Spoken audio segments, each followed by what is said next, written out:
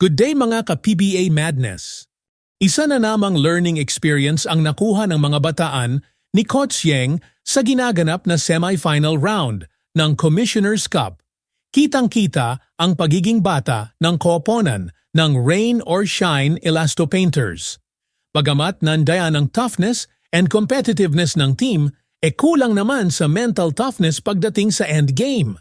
Dito na nga papasok ang mga veterano na kayang mag-take charge at buhati ng isang team sa crucial part ng laban.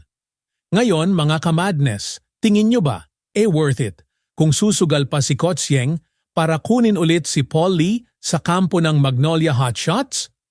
Hindi na nga kayang ibigay ni na Gabe Norwood at Bo Belga ang experience na kailangan ng Rain or Shine sa loob ng court, lalo na pag playoff round, at maaring si Paul Lee na ang sagot sa problema ng Elastopainters. Mga ka-madness, para sa akin nga, kung papayag ang Magnolia na bitawan si Paul Lee, pwedeng i-offer ni Coach Yeng si Felix Lemeti at isang future second round pick kapalit ng angas ni Paul Lee.